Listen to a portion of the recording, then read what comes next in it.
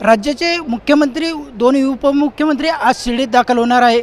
लाडकी बहीण योजनेचा आणि महिला सक्षमीकरणाचा कार्यक्रम या ठिकाणी जो मेळावा आहे तो या ठिकाणी होणार आहे। तर आपण बघू शकतो मी या मेळाव्याच्या ठिकाणी आहे आणि या ठिकाणी जी जय्यत तयारी जी आहे ती आपल्याला या ठिकाणी बघायला मिळते। मोठी आसन व्यवस्था या ठिकाणी करण्यात आली आहे। राज्याचे महसूल मंत्री राधाकृष्ण विखे पाटील यांच्या मतदारसंघात हा कार्यक्रम घडत असल्याने पूर्ण जी जबाबदारी आहे ती राधाकृष्ण विखे पाटील यांच्यावर आहे आणि या ठिकाणी जी तयारी केली आहे आपण बघू शकतो। या ठिकाणी मुख्यमंत्र्यांच्या लाडक्या बहिणी देखील या ठिकाणी आता या कार्यक्रमाला आलेल्या आहे आणि या ठिकाणी आसनस्थ झालेले आपल्याला बघायला मिळतं। तर शिर्डीमध्ये आज राज्याचे मुख्यमंत्री एकनाथ शिंदे यांच्या हस्ते विविध विकास कामांचे जे भूमिपूजन आहे, उद्घाटन सोहळा आहे तो या ठिकाणी होणार आहे। शिर्डीमध्ये DCचं उद्घाटन असेल, साईबाबा संस्थान विश्वस्त व्यवस्थेने जे शैक्षणिक संकुल उभारलेलं आहे त्या शैक्षणिक संकुलाचा उद्घाटन सोहळा असेल। त्याचप्रकारे विविध जे उद्घाटन सोहळा आहे ते राज्याचे मुख्यमंत्री दोन्ही उपमुख्यमंत्री यांच्या हस्ते होणार आहे। त्यामुळे आज शिर्डीकरांसाठी मोठी आनंदाची गोष्ट आहे।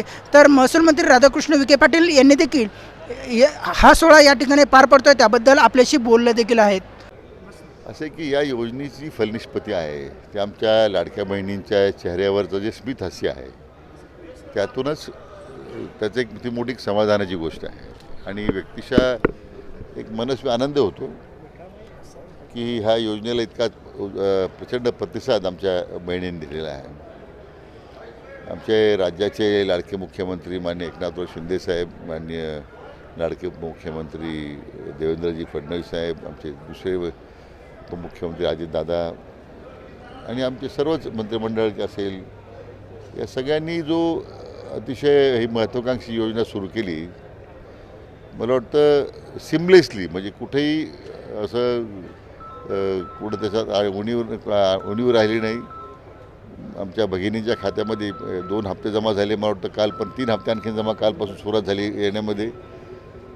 त्यामुळं मला वाटतं की आपल्या बहिणींना सक्षम करण्यासंबंधी जे उचललेलं पाऊल आहे शासनानं त्याचं यश पाहायला मिळतं आहे।